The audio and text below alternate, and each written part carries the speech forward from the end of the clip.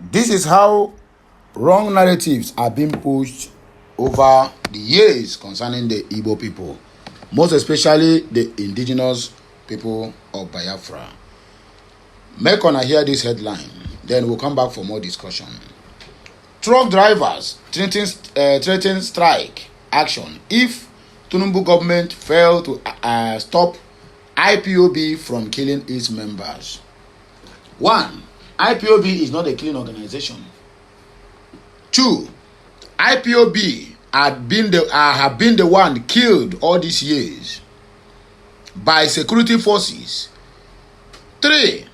Nigerian government and its security personnel, or rather its terrorist security personnel, always try in one way or the other to indict the IPOB and the Igbo people at large by killing some people, and then they tag it to IPOB. So this one is another propaganda to indict the people of the southeast, and also to present them as what would I call it?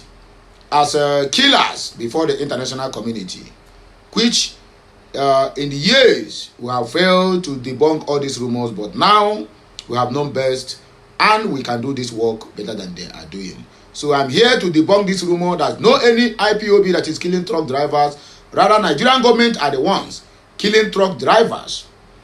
How can you tell me that IPOB will kill truck drivers that bring foodstuff to the southeast? What for? We are not fighting war. So all this government of APC that is trying everything humanly possible to indict IPOB, all these things they are doing, do you know why? Because they are still holding Mazi Nnamdi Kanu in their custody. So they are trying in one way or the other to concoct some lies to find out a way that they can use to bring charge against Mazi Nnamdi Kanu. But it is too late, because even before you people started making this kind of arrangement, we have already gone very, very far. Just like what Alex Oti says, that Biafra agitation is bigger than Mazi Nnamdi Kanu, and it is true. It is true. Biafra agitation is bigger than Mazi Nnamdi Kanu because it is sacrosanct that every head in Biafra land is an agitator. That is the truth. So you can imagine that over 55 million to 60 million Biafrans are agitators. So they are bigger than one individual. That does not mean that Mazi Nnamdi Kanu presence does not matter. That does not mean that his contribution towards this struggle does not matter. But we are trying to, to expatiate this thing holistically, so that every man and every woman understand that every head in Biafra land is a dictator and a leader of this very great movement. So let us not take most of our time as we dissect other headlines. Sexual harassment.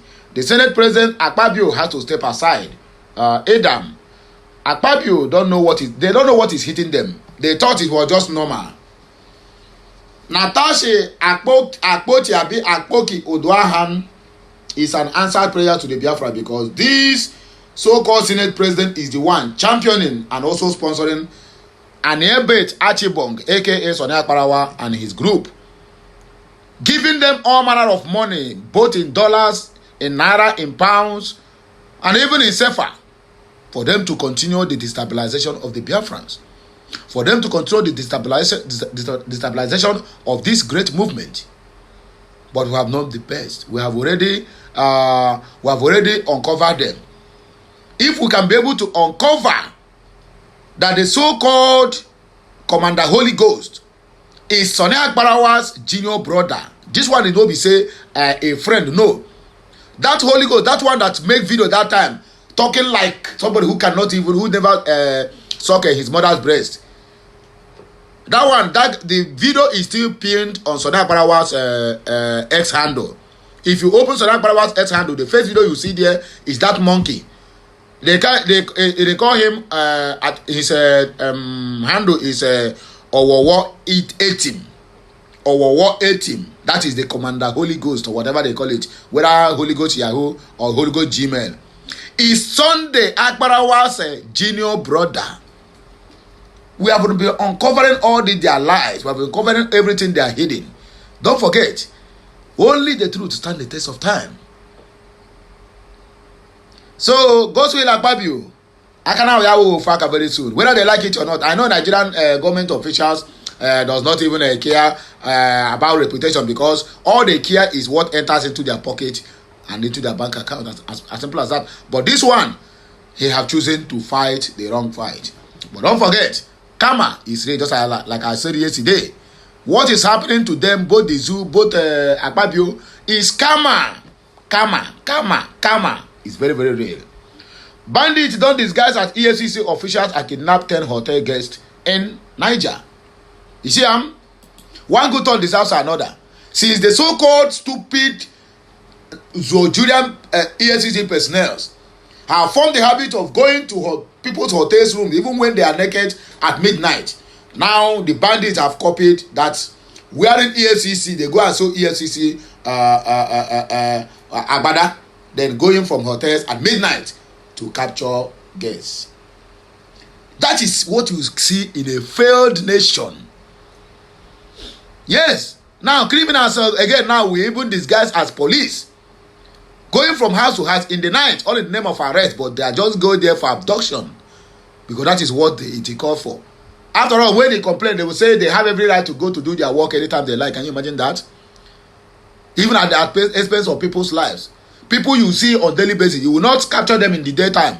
You will not go for them in the daytime. But once it is night, you begin to run like a criminal. Now criminals are copied the same way. A failed state and a failed nation. If they are a nation, say, because that is not a nation, that is a contraption. So my people, I beg, make a like, share, comment, and make sure you keep subscribing to this channel for more interesting videos coming your way. Let us dissect our news. The Heavy Truck Division of the National Union of Road Transport Workers, NURTW, has urged the federal government, led by President Bola Ahmed Tinubu, along with security agencies, to take immediate action against the indigenous people of Biafra, IPOB, whom they accuse of causing significant distress to their members operating in the southeast region. For viewers' discretion, this write-up and this message is what is propaganda and lies against the people of the southeast. So the world, hear this one now. If nobody have debunked this, I'm here to debunk it. Niger News, make you see where the news come from. Niger News report that the union warned that that should the criminal activities of IPOB continue unchecked, they may be compelled to cease their operations in the region. Please do that ASAP. Truck drivers are reported that IPOB has been responsible for the deaths of numerous members serving the southeast, the destruction of many trucks, and the theft of goods being transported, all without justification.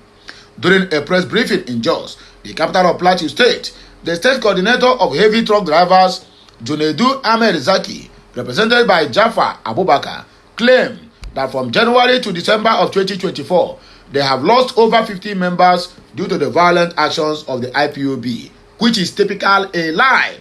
I am bringing this news not to inform the general public, but to debunk this rumor. This is a propaganda and a lie from the pit of hell.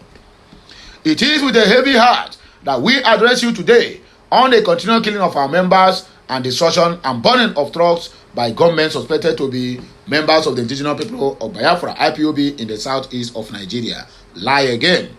For the past 8 years, truck drivers from the northern Nigeria have been consistently targeted, killed, and had their trucks destroyed or burned while transporting goods to the southeast. Another lie. We are still trying to understand what offense we have committed to deserve this kind of barbaric killings. The frequency and severity of these attacks have reached alarming levels, with over 50 drivers lost, many still missing, and hundreds of trucks either burned, damaged, or forcibly taken away from their drivers. A lie. Goods including cattle, perishable items, and grains are deliberately burned, destroyed, and stolen by the perpetrators on daily basis, he decried. Okay, let's take it this way. Oh, so IPOB members now are now the one in the highways, other than the Nigerian security personnel, police, military, NSCDC, Navy, Land Force, Air Force, Water Force, Bush Force, Forest Guard. All of them are them food express. So you are telling me that in those express that will have over just 100 meters, you have a checkpoint. 100 meters, you have a checkpoint. Then IPOB are also operating on those roads, destroying lives of the truck drivers and burning their trucks. Hey, who will believe this nonsense lie that comes from the pit of hell and from the mouth of a useless and idiotic human being. He said over 20 truck drivers killed last year, which is lie. Speaking further, the drivers lamented that between January and December of 2024 alone, in the communities of Okigwe, Isoji, and Ehobi local government areas of Imo State, more than 20 drivers were brutally killed, and their trucks were either burned or damaged. During these incidents, some corpses were recovered, while others remained missing, the group further lamented. Another sad incident occurred on January 28th of 2025, when 4 drivers, including Haruna Jibril, Bala Mohammed, Daladi, Jafaru, and Awal Mohammed, carrying tomatoes to Port Harcourt, were attacked between Lokpanta community in Imo State and Omaya in Abia State. All 4 drivers were killed, and the goods in their trucks were offloaded. The question there now is, which day are they going this thing? 28th of January, if I'm not mistaken. Let me check my calendar, please. My people, hold on a minute. Let me check my calendar. Maybe, I repeat, maybe that is a sit at home day. Where is my calendar? Where is my calendar? Where is my calendar? Let me use my Igbo calendar. Hey, I never see anything. Oh, vocal. I cannot find it. Oh. Moving forward, my people, please. Let us. I just want to make one thing very clear here, because if it is on Mondays, then you disregard the law that is guiding the Imo State. He said January 28 January 2025 day.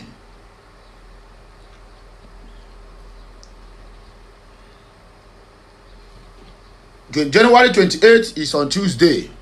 So if there's any crime that have been perpetrated, even on Monday itself, it is not the IPOB that did it. But I can tell you that this one is just lies they are concocting just to bring a charge on top of Mazen Nnamdi Kanu's head. We know about all these games, which we know how to play it very well. Another sad incident occurred. Okay, offloaded. I think I have read this. Then moving forward, the perpetrators, after offloading the tomatoes, filmed the empty truck and sent the videos to us to confirm that they had killed the victims. When we called them on the phone to release the bodies of the victims, they told us that we should forget about them. Can you imagine that? The IPOB will come, kill the drivers, empty the truck, and then take video and send to you. How do they know you? That is the question. How do they know you? Which number are they using? So if the number they use sent you the videos, so can't you give it to the so-called police and the DSS or EFCC to track? They don't even know how to lie. That is the problem. Soon after the recent incident, we reported it to the police area command in Okigwe. We also reported it to the DSS office in Okigwe. Thereafter, we reported the incident to the military camp in Okigwe and the police headquarters in Imo. Up to this moment, we have not heard the whereabouts of their corpses and trucks. Just yesterday, suspected IPOB members in the Four Corner community of Nkano West local government area of Enugu State opened fire on a truck carrying perishable items heading to Port Harcourt. Luckily, the driver and his assistant survived the attack. This sad incident continued unabated without any serious move to stop them. The most dangerous axis within the region includes Enugu to Lopanta, Lopanta to Okigwe, and Okigwe to Umuahia in Abia State. Our lives are always in danger when we reach these points. The fear of being attacked and killed is always palpable, making it difficult for us to carry out our lawful businesses without anxiety, the drivers further lamented. I are here to debunk all these rumors. For security reasons. You that is watching me, they are all lies. The destruction of trucks and the property worth billions of naira has caused economic hardship and instilled fear among our members, making it difficult for us to carry out our lawful businesses within the 5 states of the region. As Nigerian citizens, we believe we have the right to move freely and engage in legitimate businesses without fear of persecution. We call on the federal government, particularly President Bola Ahmed Tinubu and National Security Advisor, the Chief of Defense Staff and Chief of Army Staff, and the Inspector General of Police to take drastic measures to put an end to these senseless killings and destruction of lives and properties. Adding that this level of brutality and disregard for human life is unacceptable, and we demand justice for our members. We demand that the government conduct a thorough investigation to identify those responsible for these heinous crimes and prosecute them to the fullest extent of the law. We also demand that the federal government and state governments of the affected states increase security presence along affected routes to prevent further attacks on northern truck drivers and create a safer environment for truck drivers to operate. This will allow drivers to move freely without fear or intimidation. However, as law-abiding citizens, we will continue to advocate for our rights and protection of our members until justice is served. We are drawing the attention of the federal government to the fact that the activities of IPOB are a threat to sustainable peace in the country. If these atrocities continue, we will have no option but to suspend the transportation of goods to the southeast. It is high time the government rose to its occasion. My brother, can you do that ASAP? Nobody needed your goods. Sexual harassment, the Senate President, God's will Akpabio, Satan's will Akpabio, not God's will, has to step aside, Adam. Activist lawyer Madu Abuchi Adam has called for a commission of inquiry to be set up to probe allegations of sexual harassment leveled against Senate President Godswill Akpabio by Kogi Central Senator Natasha Akpoti-Odoahan. Adam, in a statement issued on Sunday, urged Akpabio to step aside while the investigation is conducted, warning that no one should use court orders to frustrate the probe. He made the remarks while commending the response of Akpoti-Odoahan's husband, Emmanuel Odoahan, who confirmed that Akpabio made several sexual overtures at his wife in his presence. Nigerian news record that Natasha had accused Akpabio of making inappropriate advances towards her, stating that her refusal led to intimidation and the denial of privileges in the Senate.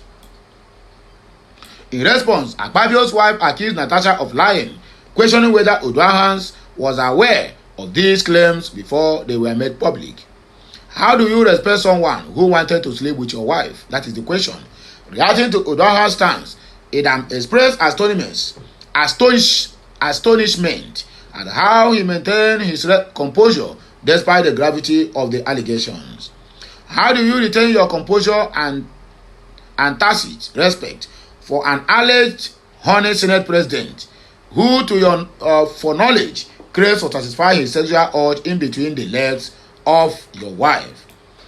God has not created many of such class of men, Adam asked.